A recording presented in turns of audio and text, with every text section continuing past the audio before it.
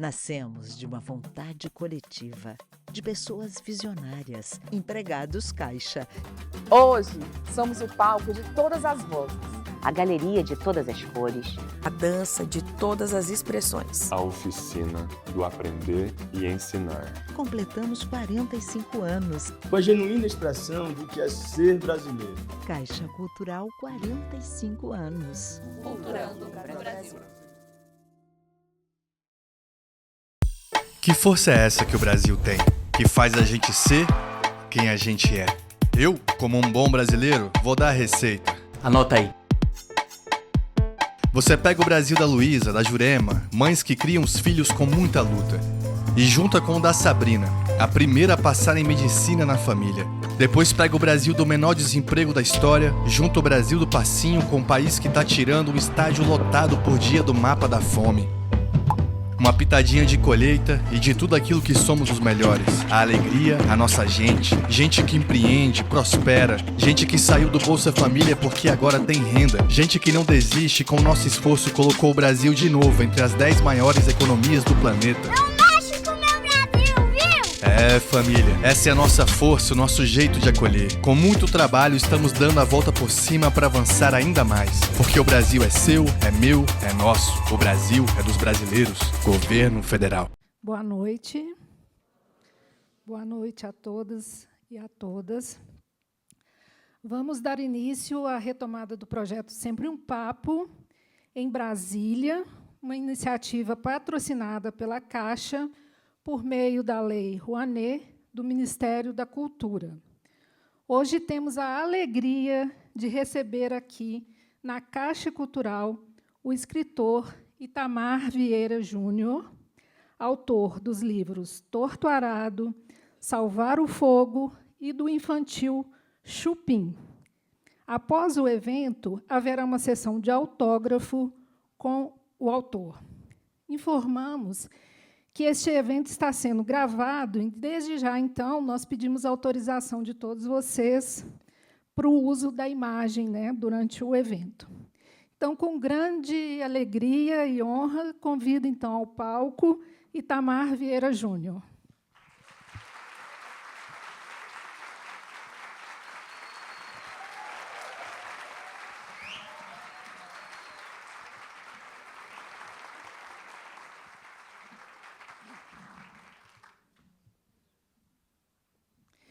Pessoal, boa noite. Eu sou Márcia Maria Cruz, sou jornalista e professora, sou de Belo Horizonte, mas estou morando agora em Brasília. Então, é uma alegria estar aqui. O Itamar dispensa apresentações, mas é sempre bom, né, Itamar? Itamar Vieira Júnior, ele é nascido em Salvador, na Bahia, em 1979, é geógrafo e doutor em estudos étnicos e africanos pela Universidade Federal da Bahia. É autor de A Oração do Carrasco, publicado em 2017, e finalista do Prêmio Jabuti em 2018, Doramar, ou Odisseia, publicado em 2021, Torto Arado e Salvar o Fogo, 2 livros premiadíssimos, que já somam mais de 1 milhão de cópias vendidas. Torto Arado já foi traduzido para 31 idiomas e Salvar o Fogo para 12, não é isso?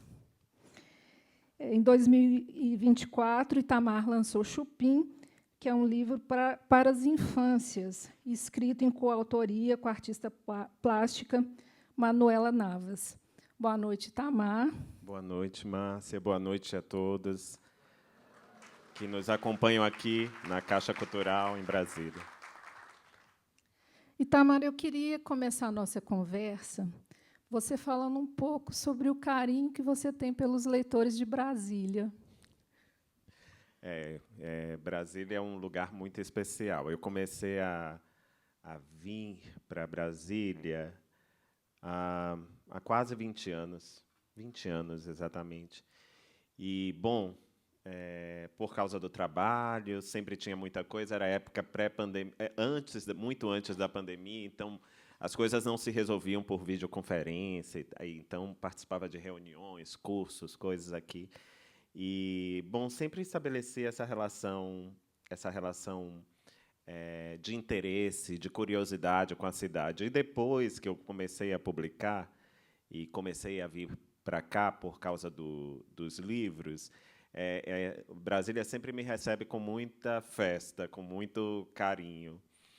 Até hoje, o meu recorde de sessão de autógrafos foi em Brasília, quando eu lancei Salvar o Fogo. Eu passei 5 horas autografando sem parar.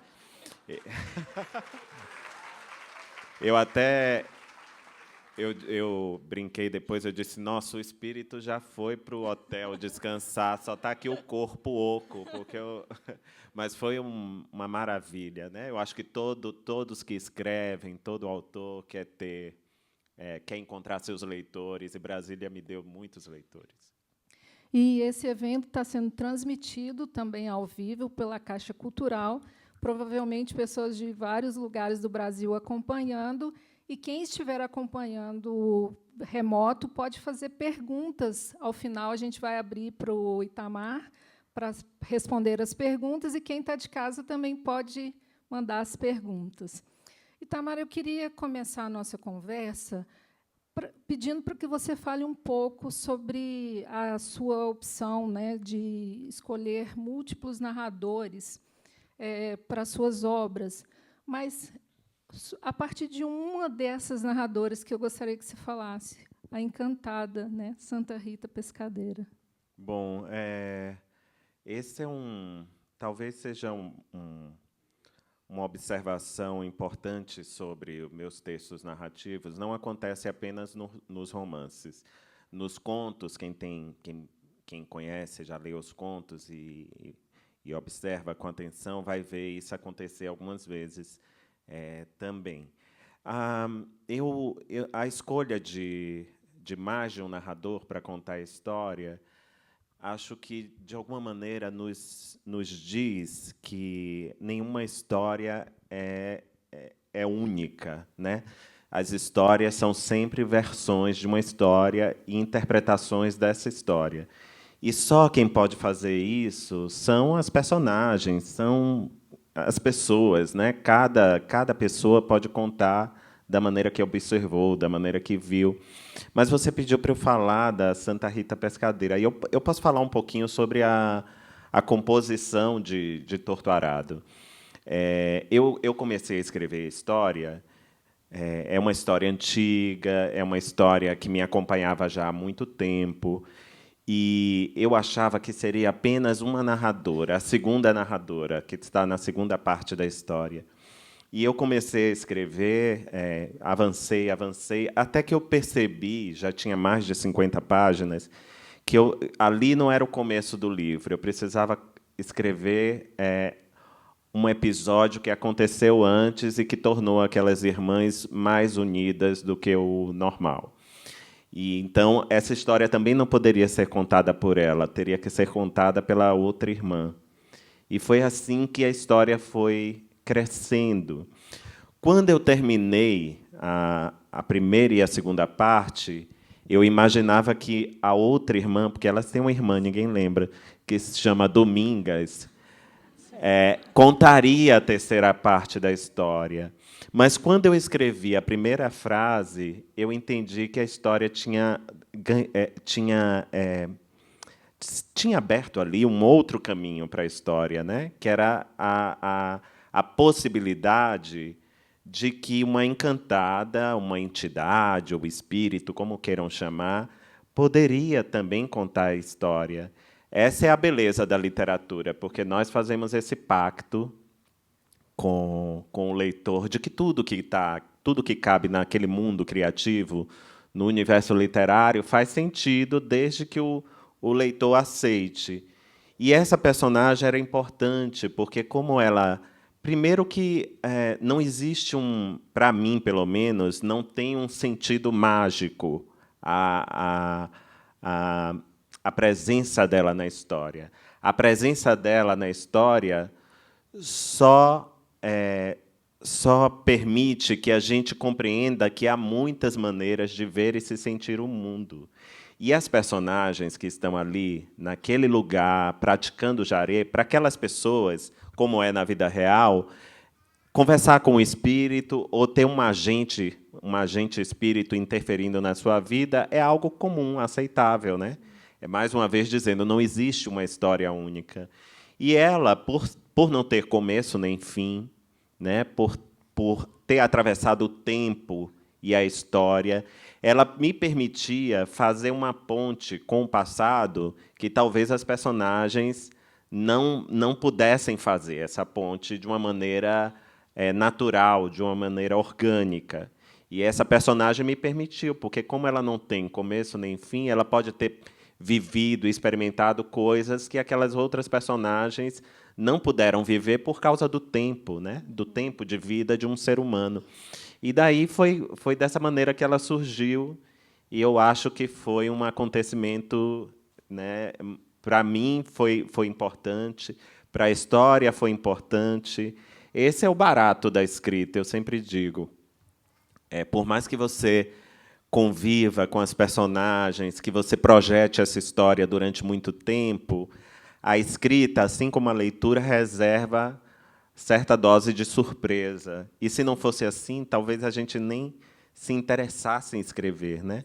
Porque muitas coisas só se resolve enquanto escreve. É ali que você vai conhecer as personagens, a trama, vai entender os caminhos. Elas vão se firmando de uma maneira muito sólida. E a história vai ganhando contornos próprios. Eu acho que esse é o barato de escrever. Por isso que dá muito prazer sentar e escrever. É um prazer semelhante ao da leitura. Porque a leitura também, se ela é previsível, ela termina que não nos engaja, né, no próprio texto literário. Mas a escrita, assim como a leitura, quando reserva surpresas, quando as coisas não acontecem como projetado, termina que nos atiça a curiosidade, né? Eu gosto de escrever por isso, porque eu sei que eu vou descobrir coisas novas, coisas interessantes que estão muito além da minha imaginação, vão acontecer durante o processo de escrita. E quando Bibiana e Bilonísia chegaram para você como personagens, assim? Olha, a história de Torto Arado como eu antecipei, é uma história antiga. Eu já falei sobre isso algumas vezes. Eu comecei a escrever essa história, eu tinha 16 anos, e eu fui muito inspirado pela literatura brasileira da primeira metade do século XX, em especial os autores do ciclo do Nordeste. Então, ali, naquele momento, imaginação, vocês sabem, né? Todo mundo tem imaginação. O Antônio Cândido diz, naquele ensaio Direito à Literatura, todo mundo elabora a ficção, né? São as histórias que a gente conta e a gente aumenta um ponto, né? Até os sonhos, nesse ensaio, ele considera o sonho uma ficção, e todo ser humano é capaz de sonhar. Então, naquele momento, essa história surgiu com este mote, a história de duas irmãs, a relação que elas tinham com o pai e com a terra. Claro que eu escrevi 80 páginas numa máquina de escrever, e a história era bem diferente da história que se tornou. E eu não prossegui com a história porque eu não tinha maturidade para prosseguir naquele momento. E terminei perdendo esse manuscrito, mudando de casa, as coisas se perdiam. Mas eu alimentei durante anos a vontade de contar essa história. E essa história precisava ser contada por essas duas mulheres, né? E aí, quando eu retomei o texto, né? Quando eu retornei à história de Torto Arado, eu sabia que seria contada por essas mulheres, essas personagens. Isso só se firmou com mais certeza ao longo do tempo. Eu comecei a trabalhar no campo em 2005, como servidor do INCRA, concursado. Eu fui para o estado do Maranhão. E aquele encontro com o campo me deixou perplexo, porque eu conhecia muito do campo, as memórias que meu pai contava, que meus avós contavam, e também das leituras, da literatura, mas eram romances que tinham sido escritos há 60, 70 anos. E muita coisa mudou no país ao longo desse tempo, mas no campo, quando eu cheguei no campo, eu vi essas permanências de uma maneira muito forte, muito evidente. E aí voltou a vontade de contar essa história. Bom, e vivendo durante muito tempo trabalhando, né, viajando para trabalhar com essas pessoas, eu percebi que existia uma liderança, uma mudança muito forte no campo e uma liderança muito protagonizada por mulheres neste tempo, né? Nos lugares que eu chegava, eu digo a vocês, assim, pelo menos na Bahia e no Maranhão, 70% das presidentes de associação, das lideranças lá de movimentos sociais são mulheres. E eu queria que isso aparecesse na história de alguma maneira, e por isso o protagonismo dessas mulheres. É tanto que no arco temporal de Torto Arado, que passa quase 40 anos ali a história, na primeira parte o Zeca Chapéu Grande ele tem ele exerce uma liderança, uma importância, ainda não tem uma associação, ele não é um sindicalista, mas ele é uma liderança espiritual forte, e é uma liderança política também, porque, de alguma maneira, protege aquela comunidade do pior, da expulsão da fazenda. Ele tenta... A arma do Zeca é a conciliação. No momento que ele não está mais presente e que muda também os fundamentos, né, porque muda o fazendeiro, o proprietário daquela fazenda é outra pessoa que tem outros objetivos para aquela área. Então, essas mulheres vão assumir, em particular a Bibiana, vai assumir primeiro o severo, mas, na ausência desse homem, ela vai assumir essa liderança, né, e imprimir uma coisa que eu via cotidianamente, né, as mulheres nessa linha de frente das lutas no campo. E tem um aspecto também do livro que é bastante forte, que é essa relação com o sagrado, com a religiosidade, né? Como que foi essa pesquisa? Como que você entrou nesse universo do Jaré? Eu fui trabalhar na Chapada por acaso, daquelas coisas. É um serviço que tinha, acho que 10 servidores. A Bahia é um estado grande, né? E a gente se distribuiu por regiões. Eu já tinha trabalhado muito tempo no Baixo Sul, no Recôncavo, e nas novas frentes que estavam abrindo ali naquele momento, no início dos anos 2010, eu fui deslocado para a Chapada. E achei interessante, é sempre bom mudar, conhecer lugares novos. E eu fui pesquisando na Chapada, né, primeiro, do ponto de vista administrativo, para entender aqueles processos. Depois, eu ingressei num curso de doutorado, para me qualificar, para continuar aquele trabalho também de uma maneira, né, mais incisiva. E eu encontrei, né, toda essa experiência que é relatada na Chapada, em muitas comunidades, a presença desse marcador, né, que é o Jaré, que é uma expressão, é uma crença, podemos chamar de crença religiosa, podemos chamar de uma experiência que é tipicamente brasileira, porque para ali confluíram fundamentos do cristianismo, do catolicismo rural, mas também das religiões de matriz africana e do xamanismo indígena. É interessante estudar a formação dessa prática religiosa, porque a Chapada, na segunda metade do século XIX, descobriram diamante. E, durante 25 anos, até a descoberta do diamante, de minas de diamantes na África do Sul, foi a região do mundo que mais extraiu diamante, né, e ganhou um protagonismo. Lençóis, que é uma cidade muito pequena, ganhou um consulado da França. Teve um grande afluxo de estrangeiros para essa região. E foi necessário, levaram para lá trabalhadores escravizados.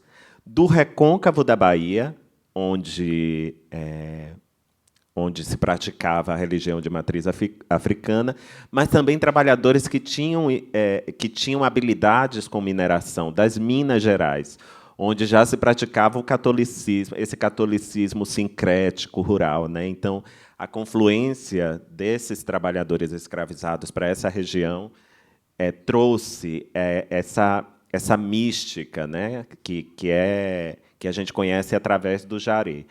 E eu me interessei pelo jaré porque o jaré ajuda a explicar a unidade dessas pessoas, um certo sentido de coesão, de comunidade, numa região que os trabalhadores vêm de diferentes lugares, ou seja, a priori, elas não têm, os trabalhadores não têm laços de parentesco. Mas ali, como se cria uma comunidade, essa comunidade ganha um caráter de família, porque o curador é o pai de santo, né? E se ele é pai, aqueles que estão ali à sua volta, precisando dos seus dons, são filhos, se entendem, né? Se leem como filhos. E essa prática ela foi importante para que essas pessoas atravessassem o tempo de uma maneira íntegra, unidas, né? Mesmo com toda a violência que poderia ter acabado com essas comunidades, a violência estrutural, elas ainda se mantiveram firmes, acho que muito pelos laços de sociabilidade que a prática religiosa permitiu que eles tivessem, né? Então, o jaré apareceu dessa maneira, mas ele também, como a cultura brasileira, é algo que tem um sentido literário forte, né? O espírito é o encantado, né? As práticas ali tá encantaria, ou seja, mexe com a imaginação, mexe com poderes, com forças que estão além da vida. Essa natureza da imaginação humana, ela é muito interessante, ela é muito cara. Ela amplia os nossos horizontes. Eu acho que ela amplia o sentido da vida. E, para mim, era importante que tudo isso aparecesse na história. E curiosamente, né, esse conhecimento, esse encantamento, muitas vezes ele é sufocado, né? No livro Salvar o Fogo, mostra um pouco, né, como que esse conhecimento, esse saber, às vezes, em relação com outra religião, a religião católica, pode ser apagado. E aí eu queria que você falasse um pouco sobre a questão sobre a Maria Cabocla, né, que aparece, né, ela aparece nos 2 livros, né? Como que você pensou essa relação? Se isso já estava lá no início, assim, da proposta da trilogia? Quando eu comecei a escrever Torto Arado, bom, a gente sempre começa com um propósito. E lá pela metade da escrita, eu percebi que eu não esgotaria tudo aquilo que eu queria narrar sobre essa relação do homem com a terra. Já estava definido, já estava claro para mim que haveria um desdobramento. Não uma continuação clássica, né, os mesmos personagens ali aparecendo numa linha de frente. Seria uma espécie de desdobramento com outros personagens, mas, assim como a vida, assim como o mundo caminha em rede, eu também queria que acontecessem esses encontros, né? E a Maria Cabocla aparece de uma forma muito pontual ali na primeira história. Ela tem uma relação com a Belonísia, né? Uma relação de amizade, de vizinhança, mas também de afeto. E, bom, essa história fica ali meio esquecida. Ela está ali para revelar algumas coisas, para revelar que esse é um grupo, né, para onde pessoas de muitas origens afluem, para mostrar, né, a vida, a dureza da vida, os problemas sociais que pessoas assim enfrentam. E eu sabia que eu queria deslocar essa história também para outros contextos, né? Como é o que acontece em Salvar o Fogo, que é uma história de uma comunidade já é uma comunidade mais miscigenada, ela é uma comunidade com origens afro-indígenas e que vive ao redor de um mosteiro católico do século XVII, que ainda é proprietário das terras daquele lugar e ainda determina a vida dessas pessoas. E chega com todo o binarismo do cristianismo, né, de um mundo dividido entre o bem e o mal, onde outras práticas também são hostilizadas. Esse é o pano de fundo de Salvar o Fogo. E a Maria Cabocla, a gente só vai encontrá-la muito à frente na história, mas ela faz parte dessa família que nos apresenta este lugar e essa história, que é uma história que, apesar de acontecer muito próxima ao nosso tempo, é uma história que ainda é impactada pelo nosso passado, pela nossa história, pelo trauma colonial e escravista, né, que ainda é muito marcante, muito presente no nosso cotidiano. E, inclusive, você traz a questão da vingança tupinambá, né? Sim. E é um momento que a gente está falando muito, por exemplo, da questão do manto tupinambá, essa retomada. Como que você tem visto isso? Eu sou um aficionado por textos antropológicos também. Então, a antropologia, a sociologia, a geografia, a história, a filosofia, de alguma maneira, influencia aquilo que eu escrevo. E essa era uma região que tinha a presença muito forte dos tupinambás. E já em Torto Arado acontece o ato final da história, muitas vezes é lido como uma vingança, e é lida, e o ato final pode ser lido também como algo que já existia em muitas sociedades, né? Num mundo tão injusto, as comunidades têm seus próprios códigos de justiça.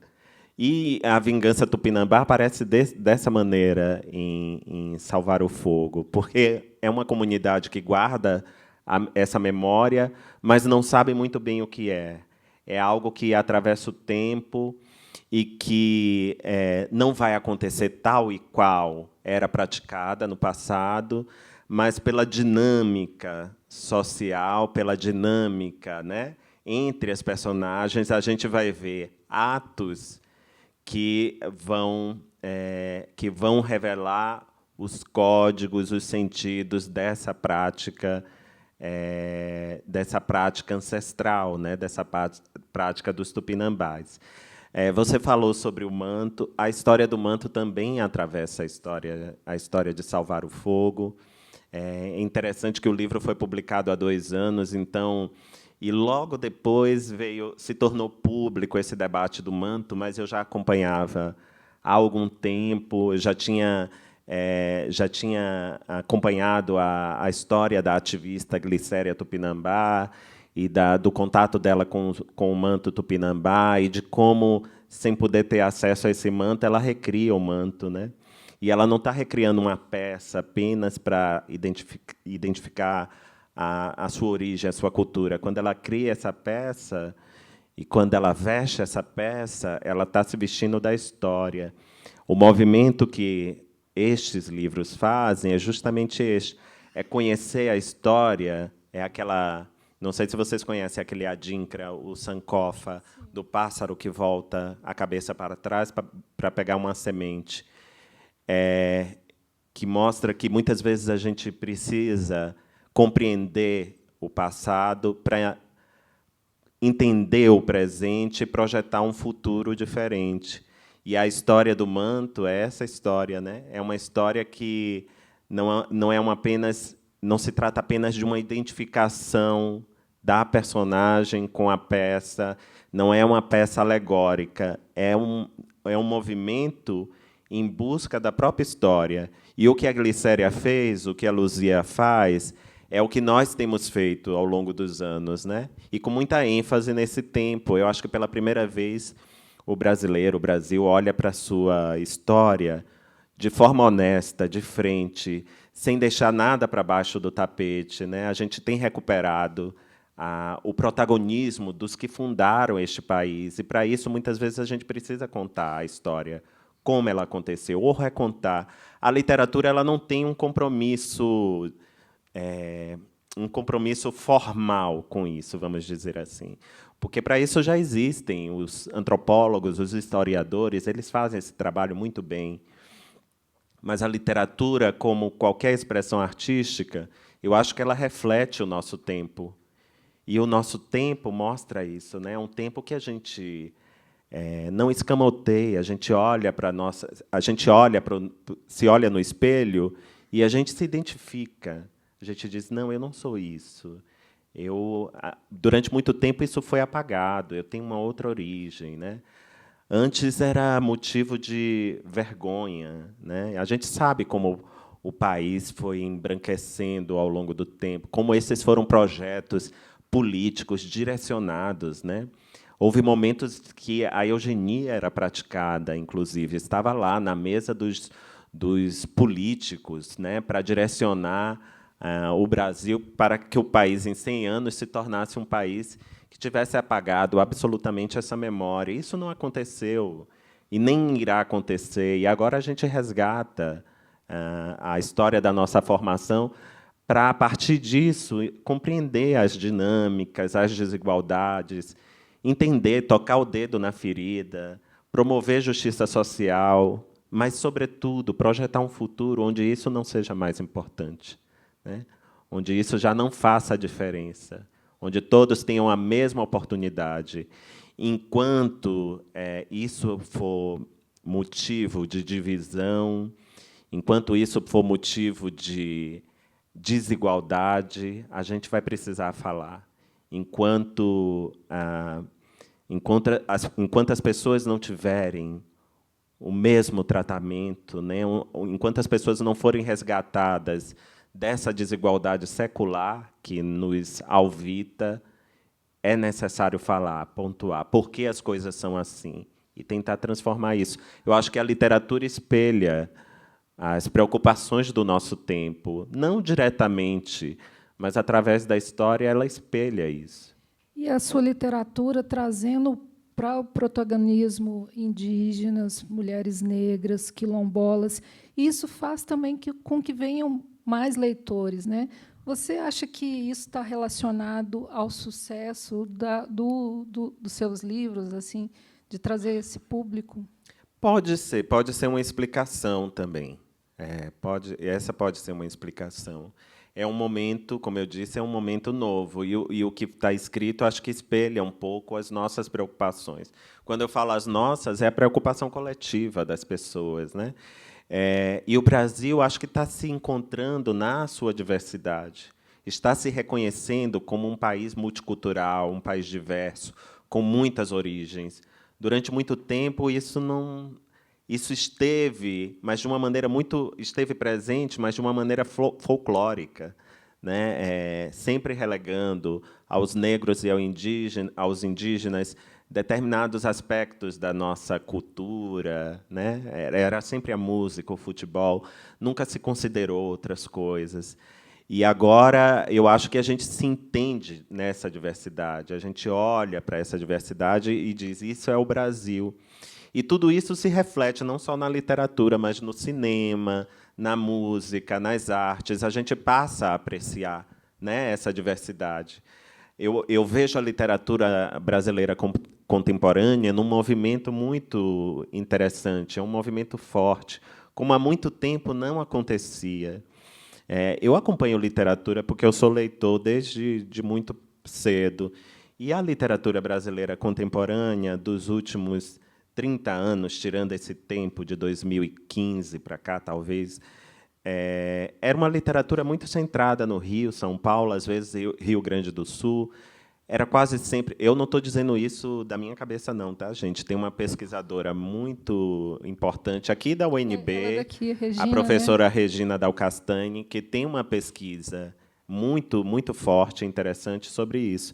Ela fez uma espécie de censo da literatura dos anos 70 para cá.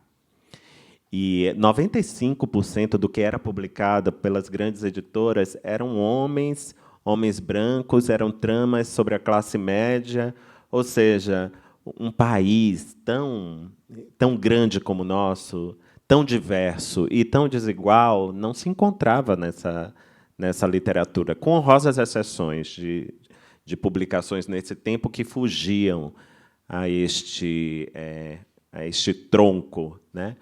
E agora não, agora a gente vive um momento onde novas vozes têm despontado e têm lançado luz sobre as regiões do país, sobre a diversidade do país, sobre a história do país, sobre o nosso tempo contemporâneo, mas também sobre o passado, tudo isso de uma maneira ficcional, e isso, enfim, acho que isso tem despertado o interesse de quem lê.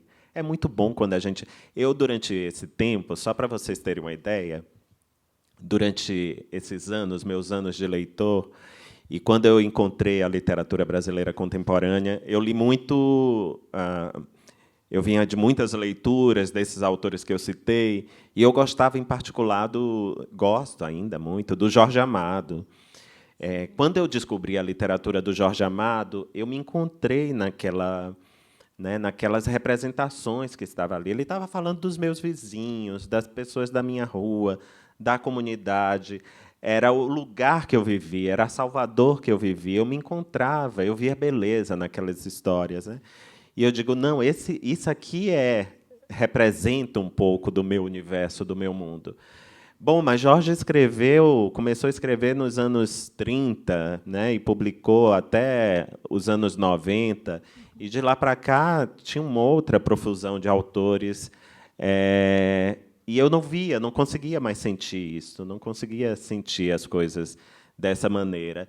E eu comecei a pesquisar e a ler literatura estrangeira. Muito nessa época eu descobri, por exemplo, autores norte-americanos, como a Toni Morrison, Alice Walker, o James Baldwin, que me davam um pouco, me faziam voltar àquela literatura amadiana, claro, existe, cada um tem seu projeto literário, mas ainda assim eles estavam narrando a história de um país, a história dos Estados Unidos e a história de um continente. O nosso continente tem uma história, embora seja bastante diferente, ainda tem uma história ali por trás que é muito semelhante à história da colonização, à história do genocídio dos povos indígenas, à história da diáspora africana, e eu ia me encontrando nesses autores. Depois eu comecei a ler autores do Caribe, Jacques Roman, a Maryse Condé, outros autores, Yannick Lacks, a Simone Schwarzbach, ou seja, outros autores que escreviam de um contexto, que é o contexto caribenho, mas, ainda assim, traziam à luz questões e problemas que eram muito semelhantes aos nossos. E aí eu dizia, o que é que estamos fazendo na nossa literatura, né? E hoje eu vejo aí uma profusão de autores brasileiros que têm dado corpo a essa vontade, a essa necessidade de se narrar o Brasil em toda a sua diferença. E, por falar em projeto literário, você está escrevendo o 3º livro da trilogia, né? O que você pode adiantar para a gente? Essa pergunta é difícil. A Márcia fez ontem essa pergunta. Fiz. Vocês não querem saber, né? Estou brincando. Eu acho que todo mundo quer. Eu falei, eu tenho que fazer essa pergunta, porque, né? Eu não sei quando virá, mas eu já avancei muito na história. E eu acho que é a história que encerra este ciclo que iniciei com Torto Arado. E os desdobramentos que eu vi nessa história enquanto eu escrevia a história. E encerrar esse ciclo para me dedicar a outras coisas, né? Porque a cabeça está assim, com muitos projetos, muita coisa pulsando, querendo se materializar. Mas é uma história, não sei se quem leu os 2 romances, mas é uma história que se inicia em Torto Arado, que fala de uma comunidade ainda que é completamente dependente da terra, né? Não há outra vida, não há expectativa para aquelas pessoas fora da terra, né? Seria o mesmo que nos tirar de uma casa, da nossa cidade, ou do nosso país, né? Muitos não conseguem se adaptar. E aí mostra isso. E lá na Chapada, os rios que aparecem em Torto Arado, o Rio Santo Antônio e o Rio Tinga, eles são tributários do Rio Paraguaçu, que é o rio que aparece numa região muito mais distante, já muito próxima à capital, que é o Recôncavo da Bahia, e que é a paisagem de Salvar o Fogo, né? Ou seja, inclusive, há um atravessamento de personagens neste ambiente, neste lugar imaginário que se chama Tapera do Paraguaçu, que é imaginária assim como Água Negra. Só para contar para vocês, fazer um parênteses aqui de uma coisa, de como a imaginação, ela às vezes, a gente se agarra a isso de uma maneira tão profunda que ela se torna realidade, né? Tem uma vez alguém me chamou a atenção para o Google Maps, que foram dar um zoom lá na região da Chapada e apareceu a fazenda Água Negra. Aí perguntaram se eu me inspirei na fazenda. E eu disse, gente, eu juro, eu trabalhei nessa região, eu conheço as fazendas nome por nome. Não tinha nenhuma fazenda Água Negra. Alguém leu e colocou isso lá. E as pessoas estão tomando isso como verdade. Podem dar o zoom na região do encontro do Rio Tinga com Santo Antônio. Eu publico até o nome de todas as fazendas. Não tem fazenda Água Negra. Mas como a literatura, o poder que a literatura tem, né, já está lá.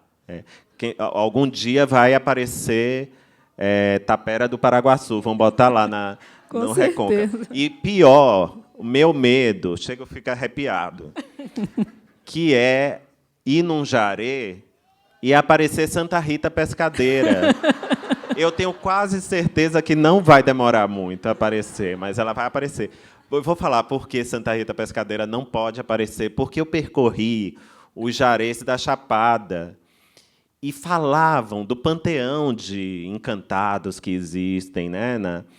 E todos, eu não pude catalogar todos, mas aparecia o nome Santa Rita Pescadeira. E eu percorri, eu não sei quantos, eu não consigo mensurar agora, mas foram muitas casas de jaré. Santa Rita Pescadeira já foi embora há muito tempo. Ela não chega nos terreiros de jaré há muito tempo. As pessoas já não têm memória. Isso, para mim, foi fundamental para, inclusive, escrever sobre a personagem. Porque, como não tinha memória sobre ela, eu pude criar muita coisa sobre ela. A dança, que é algo que faz parte das cerimônias. Sim. Eu inventei a dança. Ela dança fazendo movimentos como se fosse o rio. Bom, eu pensava, Santa Rita Pescadeira, o que é que ela pode fazer? Ela joga uma malha, uma rede de pescar, de apanhar peixe. Ela vai jogar sobre as pessoas uma imaginária, mas é para levar as desgraças, o sofrimento das pessoas para longe, né? Tudo isso foi imaginação, porque não tem memória de Santa Rita Pescadeira nesse lugar. Mas eu tenho quase certeza que ela vai aparecer. E eu não sei o que é que eu vou dizer depois. Quando ela aparecer, assim como Água Negra aparece lá, né? No Google, né? No Google, pois é. Gente, então, nessa sequência, vamos abrir para que vocês possam fazer as perguntas. Mas eu não falei sobre o próximo livro. Terminou que eu converso um bocado. Assim, tá bom. Eu sou silencioso, mas às vezes eu começo a conversar e aí eu demoro para contar as coisas, mas eu vou concluir, Márcia. Tá. Conta a história do Rio Paraguaçu. E a história, esse próximo livro, termina na Bahia de Todos os Santos, né? Que é onde esses rios desaguam. E a Baía de Todos os Santos banha Salvador, né? Não só Salvador, mas banha a maior cidade da Baía de Todos os Santos é Salvador. E é a história que fala daqueles que foram desgarrados, daqueles que não puderam continuar na terra e que só restou o caminho da cidade. E mais eu não conto. Eu deixo vocês descobrirem quando for publicado.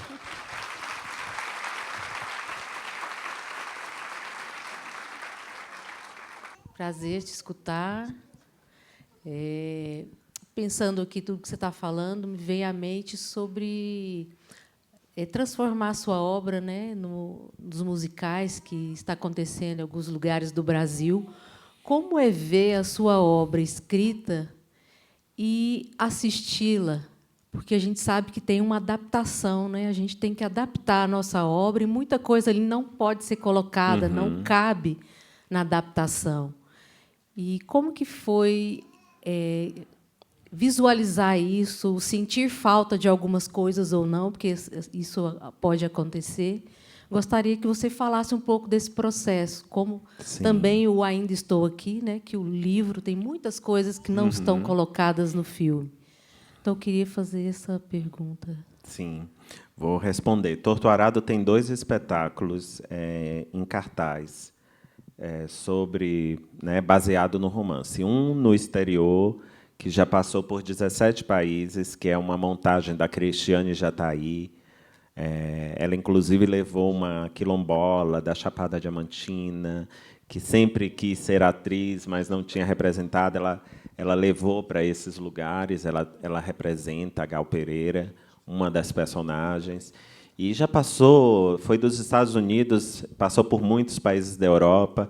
Foi a primeira vez que eu vi a montagem de algo que eu tinha, né, que foi baseado num trabalho meu. E a Cris me convidou para fazer parte do roteiro, né, escrever o roteiro, fazer parte das etapas de montagem. E eu recusei, porque tempo é uma coisa escassa.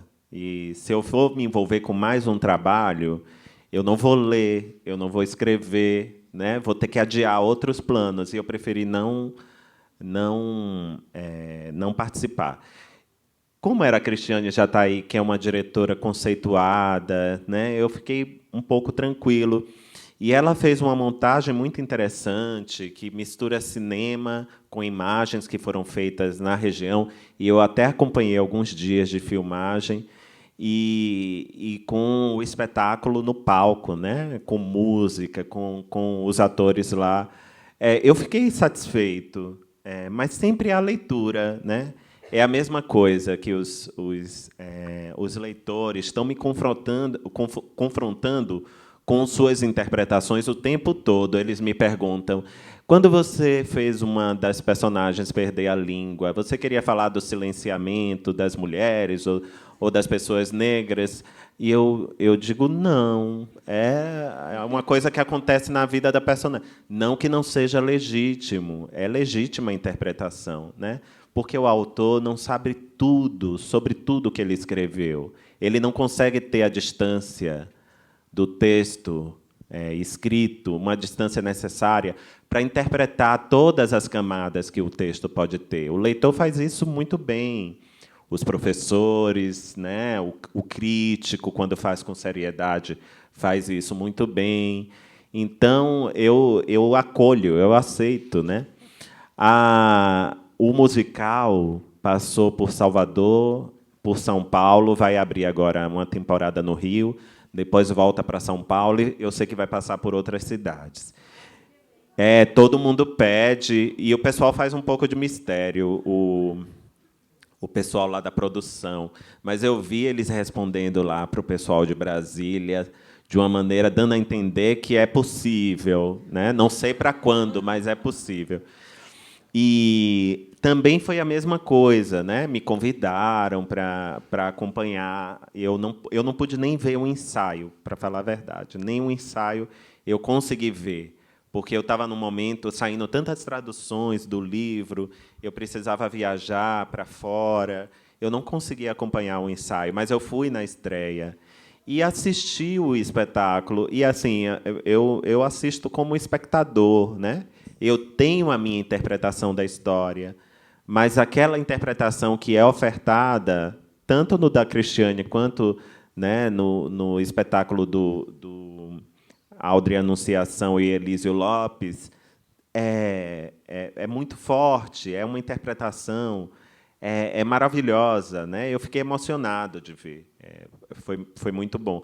Eu tento ter uma relação de distanciamento, porque a gente não tem controle sobre tudo, né? Se eu quisesse ter controle sobre tudo, aí o leitor leu e ele me diz isso que eu acabei de falar. E aí eu vou dizer, não, você entendeu errado. É desse jeito, eu escrevi por isso. Não é, até porque a verdade não está comigo, né? Literatura é isso, é feita dessa engrenagem que envolve o autor, o leitor, né? As interpretações dos leitores são legítimas. E aí eu tento manter esse distanciamento para não ficar aflito, né? Acho que eu ficaria mais nervoso se eu participasse e não conseguisse representar no palco aquilo que eu quis com a escrita.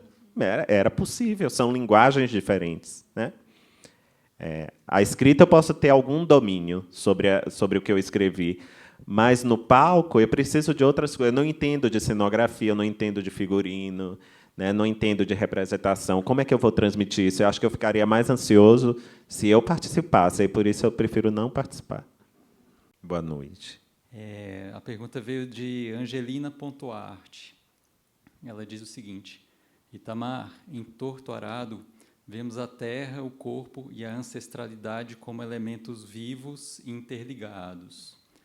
Daí ela pede para você comentar um pouco mais sobre sua visão quanto ao papel da literatura na preservação da memória ancestral e na luta por justiça social no Brasil contemporâneo. Eu acho que a literatura não tem um objetivo muito explícito, não é função dela, mas ela pode, né? A literatura pode muita coisa. Tem um livro que eu gosto muito, de uma historiadora americana chamada Lynn Hunt, que ela escreveu, o título é A Invenção dos Direitos Humanos. A Invenção dos Direitos Humanos. Ela começa dizendo, a gente não disseca um corpo e vai encontrar direitos humanos dentro de um corpo humano.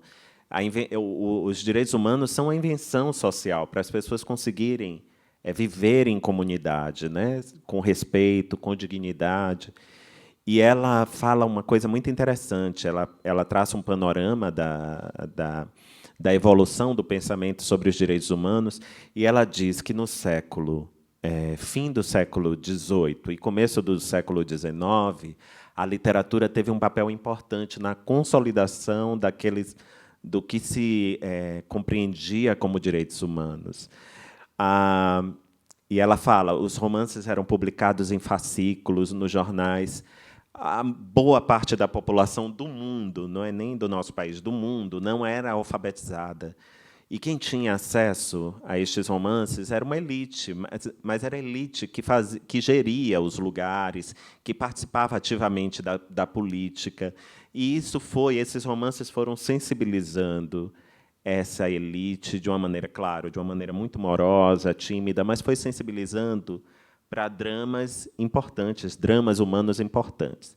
Dentre eles, por exemplo, a condição da mulher na sociedade e a escravidão, já naquele momento, né? Tanto é que, em alguns países, a escravidão acaba mais tarde no Brasil, mas alguns países começam a eliminar esse sistema, né, abjeto de dominação muito antes. Então, ela fala da importância da literatura. A literatura é algo que mexe com a imaginação e com o corpo, com os sentimentos de quem lê. Quem escreve empresta o corpo inteiro para a história, né? Tá ali, ó. Primeiro porque eu observo o mundo, e muito do mundo para aqui no texto escrito. Eu evoco a memória, mas não é uma memória histórica, é uma memória, pode ser uma memória afetiva, pode ser uma memória do corpo, para contar como é que as pessoas espirram, como é que as pessoas choram, como as pessoas sofrem, né? Todo mundo passou por isso em algum momento. Então, essa memória é evocada. Mas também a imaginação. E o livro, ele fechado, ele é um objeto. Ele não tem vida. Ele só vive, ele só será revivido quando for lido. Porque quem lê também faz o mesmo movimento, empresta todo o seu corpo para sentir essa história. Vai se revoltar, vai se arrepiar, vai chorar, vai rir, né? O corpo inteiro está a serviço disso. Eu acho que é uma expressão artística que mexe tanto com nossa intimidade, com a nossa razão, mas também com a nossa emoção, que a gente não sai indiferente de uma leitura, né? Só se não for bom, se não for um livro bom. E pensando dessa maneira, eu acho que as leituras que se debruçam sobre nosso tempo, sobre nossa história, que se debruçam sobre os nossos traumas, sobre nossa desigualdade, seja na escala do humano ou na escala coletiva de uma comunidade ou de um país, ela tem grande chance essa leitura tem grande chance de compartilhar sentimentos, compartilhar ideais, né? Compartilhar aquilo que termina por ser como eu poderia dizer, algo que precisa ser sentido, que precisa ser resolvido. A literatura não, eu acho que ela não substitui a história, por exemplo, né? A história, a pesquisa histórica, a ciência, mas ela é tão relevante quanto. Eu sempre digo, vocês querem entender o que foi a escravidão no Brasil? A gente pode ler, tem muitos pesquisadores, né, que escrevem sobre este período. Um dos que eu acho mais sérios e mais consistentes é o professor João José Reis, da Universidade Federal da Bahia, que já deu aula em muitas universidades do mundo. Ele tem muitas publicações e é um grande pesquisador sobre esse período. Mas é um texto acadêmico, né? É um texto documental. Aí eu digo, se você quer adentrar nas subjetividades, talvez esse texto não chegue à dimensão subjetiva do ser humano, mas se você quer adentrar nas subjetividades, nas emoções, no sentimento, na ação, a gente lê Um Defeito de Cor, da Ana Maria Gonçalves.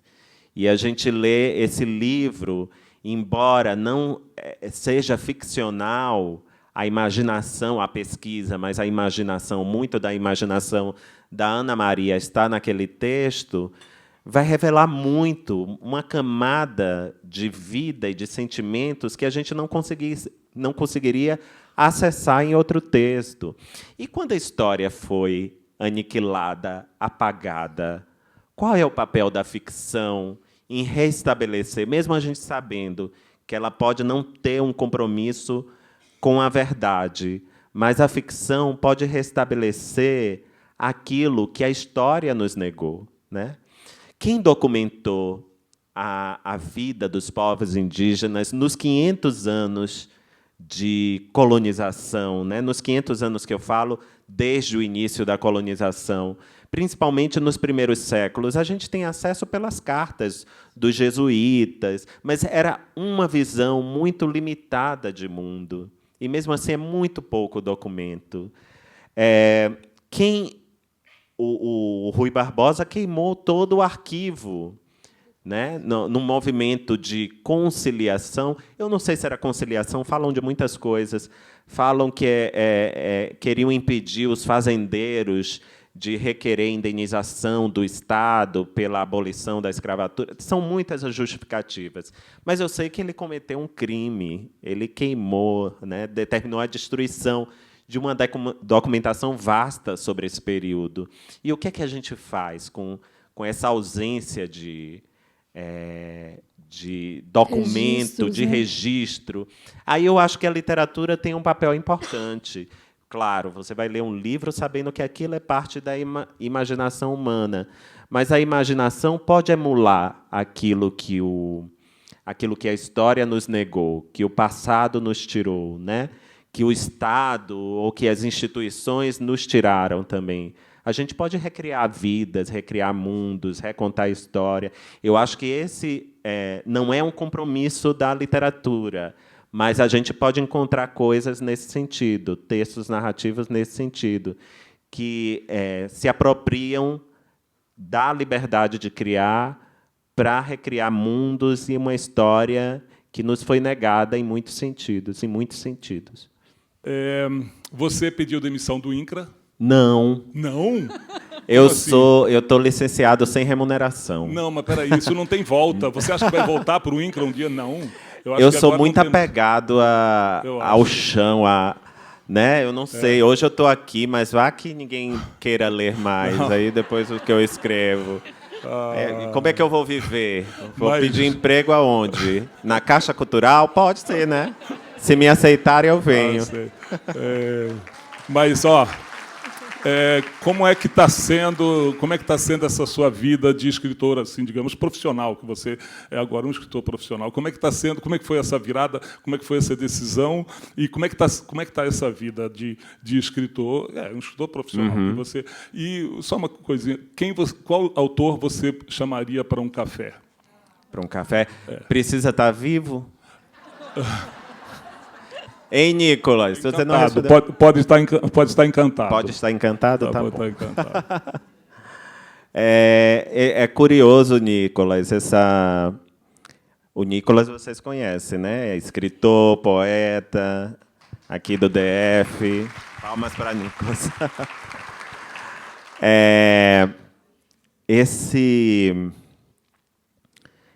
Essa é uma questão... Eu nunca pensei que a literatura... Assim, não era uma coisa que fazia parte do meu meio. Eu vejo autores falando, né, que cresceram em ambientes onde se respirava a literatura, tinham os pais leitores, frequentavam as casas de outros escritores. Esse não era meu mundo. Então, para mim, isso nunca foi uma profissão. Eu entendia como uma vocação, como os jovens do meu bairro gostavam de jogar futebol, ou gostavam de fazer aquele sambinha lá no final de semana, no churrasco do fim de semana, que não é uma coisa feita... faz porque as pessoas gostam de música, gostam de esporte, né? Aquilo faz parte da sua vida. E eu levei a literatura nesse sentido. Quando eu não estava trabalhando, quando não estava estudando, eu estava lendo, eu estava escrevendo, mas nunca imaginei viver disso.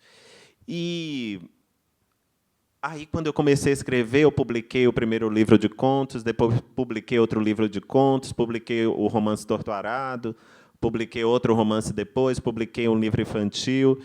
E faz uns 2 anos começaram a sair as traduções de Torto Arado em vários lugares. Eu comecei a receber convites e eu não podia ir, porque eu tinha semana de trabalho, né? Como é que eu vou justificar? Ninguém vai entender. Eu não posso trabalhar assim. Olha, eu fui vivendo um conflito e eu dizia, é importante que eu vá, que eu encontre... A editora vai publicar o livro, o autor vai dizer que não vai lá, ele não é obrigado, isso não está em contrato, mas eu acho que é uma gentileza, é uma troca, né? Ainda mais quando é um autor que não é conhecido, né, lá fora. E aí eu consegui a licença sem remuneração e eu disse, eu vou me dar um tempo para ver como é viver como escritor. E aí eu entendi que há muitas maneiras de se viver como escritor, né? Tem aqueles que se recolhem só para escrever, mas é algo que é um pouco imprevisível. Você vende muito, um mês, outro mês é diferente. Aí também tem todo esse tipo de atividade que a gente faz. Por exemplo, estar aqui, participar de feiras literárias, dar palestra em outros lugares, né? É uma experiência que para mim tem sido interessante, cansativa, mas tem me permitido conhecer muitos lugares, viajar para muitos lugares no Brasil e fora do Brasil. Eu tenho vivido experiências incríveis, né? E a melhor parte é sempre o encontro com os leitores, poder discutir aquilo que foi, conversar um pouco sobre literatura, compartilhar interesses, falar de...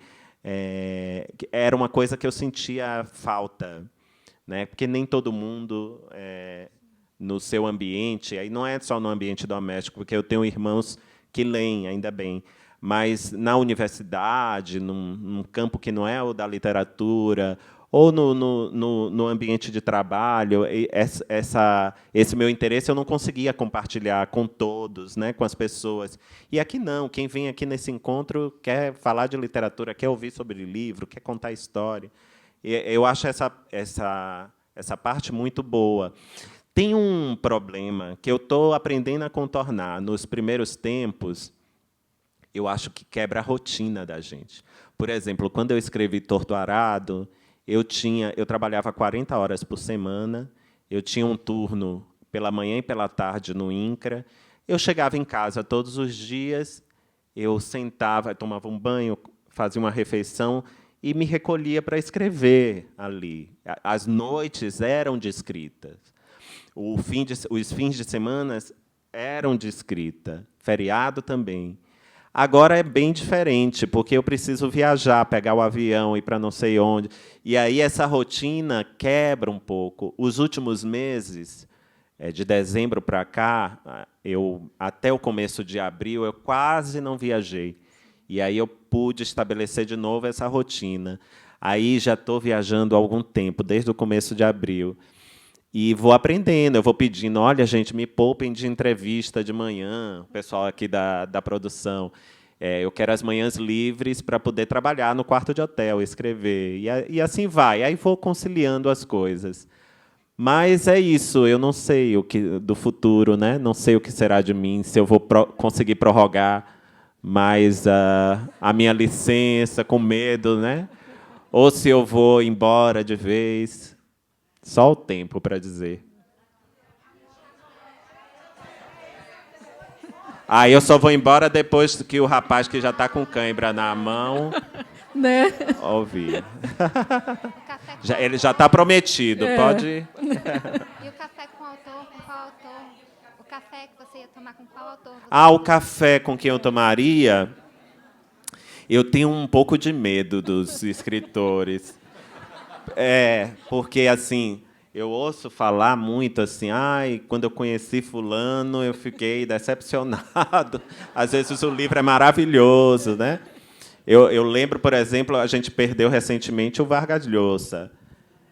Eu acho inegável que não se fale que era um escritor maravilhoso, com uma obra monumental. Mas imagine sentar com Vargas Llosa para tomar um café, ele com aquele pensamento de liberal até, né? Não, é impossível.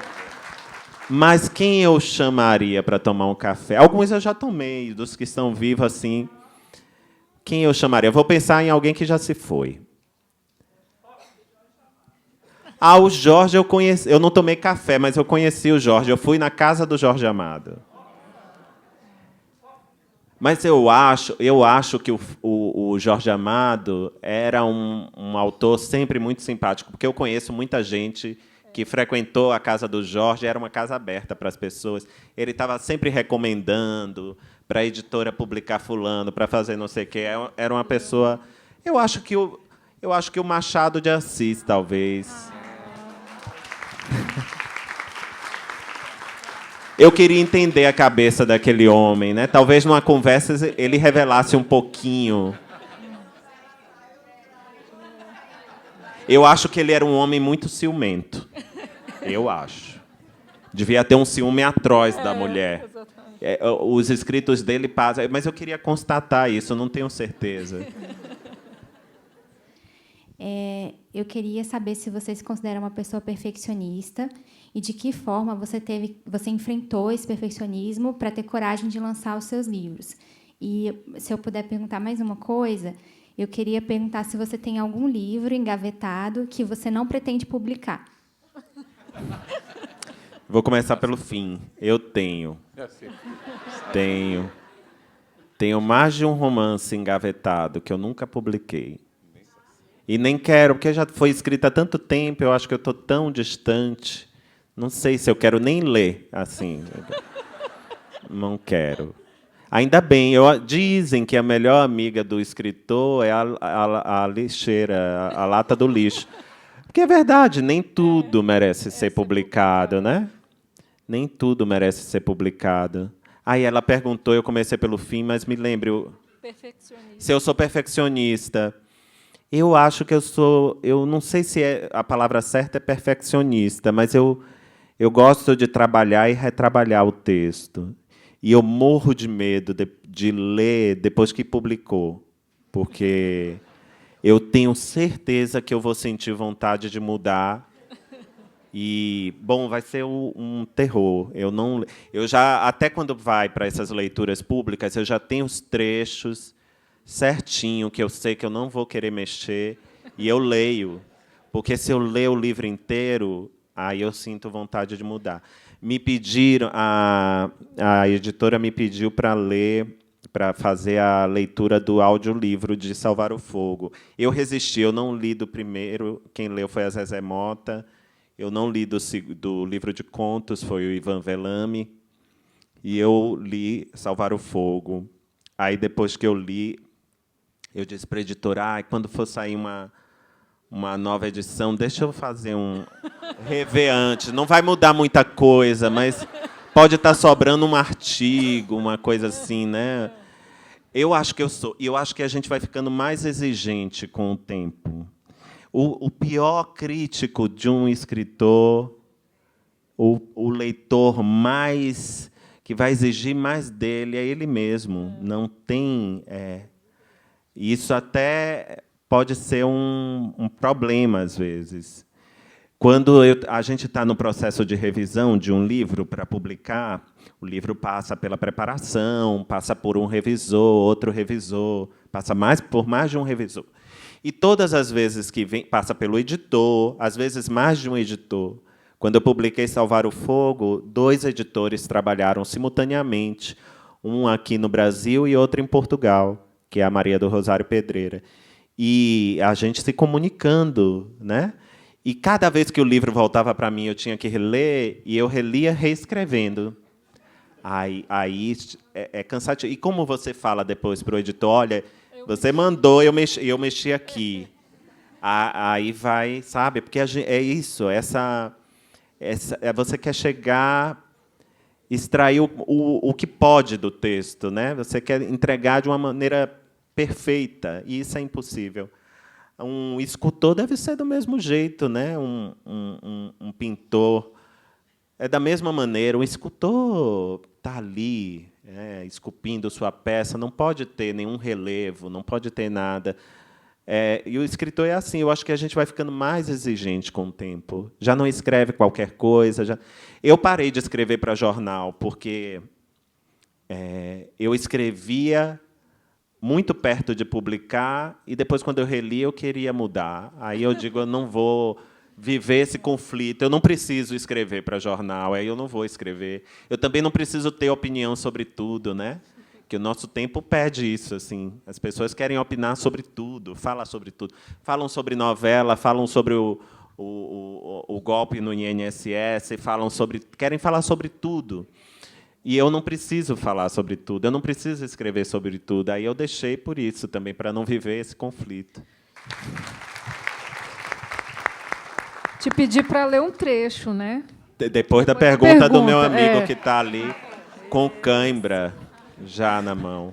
Boa noite, Tamar. Obrigado pela oportunidade. É um prazer estar aqui, uma felicidade. Eu queria te fazer uma pergunta sobre as suas escolhas na linguagem que você utilizou nos livros, especialmente no Torturado. Quando você falou que se encontrou na literatura de Jorge Amado, eu achei bem interessante, porque eu me encontrei na sua literatura. Você, como bom soteropolitano, né? Eu sou seu conterrâneo baiano. Mas Você é soteropolitano? Não, eu sou do interior da Bahia. De que cidade? Uma cidade minúscula chamada Valente. Valente? Não é tão pequena assim. É pequena. É lá que tem o Cisal, né? Na região cisaleira, exatamente. Cisaleira, Conheço bastante a Chapada, ia muito à Chapada. E me encantou muito, depois de muito tempo sem ler, porque eu sempre gostei muito de literatura, mas eu parei um tempo para me dedicar aos estudos técnicos e acabei lendo pouco. E voltei a ler com Torturado. E me encantou muito encontrar muitos termos que eu só ouvia na minha cidade. Né? E isso foi muito importante para mim. E legal porque depois eu li o Salvar o Fogo, e de Valente eu fui morar em Candeias, né? Que é no Recôncavo. E também identifiquei isso. E agora eu estou curioso para o terceiro livro, porque eu também morei em Salvador antes de vir para cá. Né? Consigo fazer todo o caminho, o percurso do Rio. Já ganhei um leitor. Então, assim, a minha pergunta é essa: que importância você acha que tem esse caminho que cada vez mais se abre para essas quebras de formalidade na linguagem, na literatura contemporânea, para a formação de novos leitores e para essa redescoberta que o brasileiro está fazendo de si mesmo? Sim, isso é muito importante. Eu acho que a gente precisa... a língua está viva, né? A nossa língua. A gente pensa na língua portuguesa. Muita gente pensa... Não, foi uma língua imposta, né, pelo colonizador. Mas pode ter certeza que ela é nossa, porque a nossa língua ganhou muitas nuances, né, muitos sons, muitas palavras de outras línguas. E o que a gente chama de língua portuguesa não europeia ou língua portuguesa brasileira é algo muito próprio, né, que é nosso, que nos pertence. E a literatura abre aí caminho para uma certa informalidade, um certo trabalho com a linguagem e um trabalho que às vezes envolve a possibilidade de exaltar a oralidade, a maneira como as pessoas falam, ou as palavras que as pessoas falam. Eu não sou um legítimo representante, talvez, de conseguir catalogar os falares exatamente como as pessoas falam. Eu tenho uma consciência do meu papel enquanto um simples escritor neste tempo, que é de tornar a minha linguagem, ela possa fazer uma mediação entre o mundo e o leitor, ficar no meio do caminho entre uma coisa e outra, porque eu não seria capaz de emular falares, né, de repetir as coisas que são da maneira que são no campo. E como é literatura, a gente faz esse trato, né? A linguagem ali está fazendo a mediação entre a história, as personagens e o leitor. E o autor ele é peça fundamental nessa mediação. Eu fico muito tranquilo. Eu acho, por exemplo, que o maior romance da literatura brasileira é o Grande Sertão Veredas, porque, além da história ser, né, uma história grandiosa, uma história que não envelhece, uma história sobre a experiência humana, né, de como o homem mais humilde pode carregar em si uma história e um sentido épico. O Guimarães fez um trabalho maravilhoso com a linguagem. Ele não emula de uma maneira muito pobre os falares das pessoas. Ele recupera muitas palavras, muita coisa como era dita no interior de Minas, mas ali tem todo um trato e tem a mediação dele também, né, para enriquecer aquele texto, para naquele jogo, naquele quebra-cabeça, ele transmitir um sentido muito forte, né? Não por acaso é um dos livros mais difíceis de ser traduzido. Tem uma tradução nova a caminho em inglês. Esqueci o nome da tradutora. Eu até estava com o nome dela aqui. Né? Ela está traduzindo há quase 10 anos. Diz que vai sair. Vai sair. Eu fui para os Estados Unidos há 2 anos fazer o lançamento da edição em inglês de Torto Arado, e as pessoas só comentavam disso, né? Como ela tem tanto tempo trabalhando esse livro, e é muito difícil mesmo. E ela não quer apenas traduzir, porque traduzir já foi traduzido. Mas ela, como leu o livro em português e leu o livro em inglês, ela viu que era uma tradução pobre, que não preservou os contornos daquela linguagem, da linguagem do Guimarães. Ela quer ofertar para o público leitor em inglês a mesma experiência que ela teve lendo o livro em português. Então, eu tenho essa consciência do que é possível fazer. Eu não poderia fazer o que o Guimarães Rosa fez. É um trabalho monumental, enciclopédico, né? Eu admiro demais, assim, acho uma coisa, e não só com o Grande Sertão, com as outras obras dele também. Mas eu tomo isso como referência, mas também dou uma certa liberdade para meu escrito. Eu tento conciliar formalidade com a informalidade, né? Dar uma marca, né, minha ao texto, mas sem fazer grandes revoluções. Eu não seria capaz de fazer o que o Guimarães fez. Guimarães só existiu um, né? Itamar, antes de você fazer a leitura, eu queria só destacar, né, que a gente está retomando o Sempre um Papo, e vocês estão convidados para as próximas sessões, que já têm nomes previstos. No dia 11 de junho, uma quarta-feira, será o Ailton Krenak.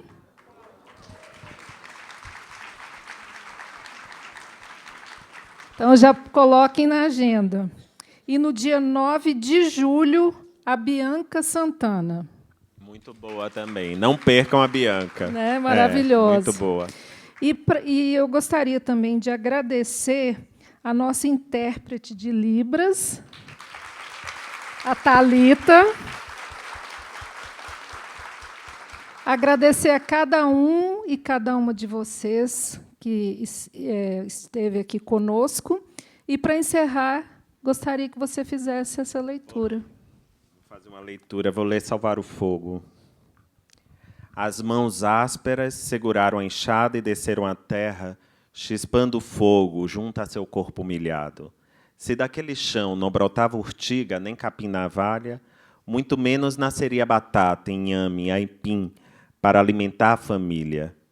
Mas precisava trabalhar com sofreguidão, com raiva, com ódio. Afinal, era a terra, o animal, a lhe devorar os anos. E a cada golpe, ele devolvia o recebido. Para aquele homem sem futuro, a terra era tão rara quanto o ouro que diziam existir a caminho da serra. Era ainda pior, o ouro não se via em todo canto. O metal não habitava o mundo de uma maneira tão ostensiva quanto a terra. Para a certeza da desgraça de sua gente, a terra não apenas estava em todo canto, em todo lugar. A terra era o canto, era o lugar, e sem este chão não haveria vida para ninguém. Dos pássaros às árvores, dos ricos aos pobres, nem mesmo os montes se sustentariam em pé, e os rios morreriam antes mesmo de correr.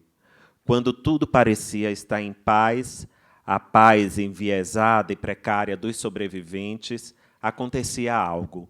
Era a violência dos matadores vingando seus mortos ou eliminando os obstáculos que impediam a prosperidade de outrem. Era a barragem inundar o solo para o sepultar sob água e fúria. Era a transação cordial dos homens de posse que vendem e compram sem pensar por que o fazem. A terra era a riqueza que não se carrega para onde vai. Se não a podemos a levar conosco, assim como as casas, que pelo menos retiremos os dejetos que se encontram nela, nos livrando das tralhas vivas que lá se encontram para nos recordar a feiura do mundo. Maria Cabocla só não correu do fogo porque não chegaram a incendiar seu galinheiro, como fizeram com os dos vizinhos, nem achou panas onde habitava, mas tinha notícias de gente que correu das chamas, fossem acidentais, provocadas pela má sorte, ou causadas pela cobiça dos que limpam suas terras da capoeira velha. Queimar os arbustos e a erva daninha era desculpa aceitável, afinal, não podiam queimar bicho e gente. Mas nada mal se a raposa que mata o galinheiro aparece esturricada, ou se o fogo espantasse a gente teimosa que fazia de sua a propriedade alheia.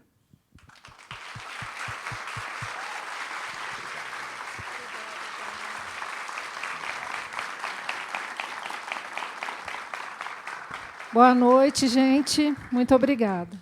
Boa noite a todos.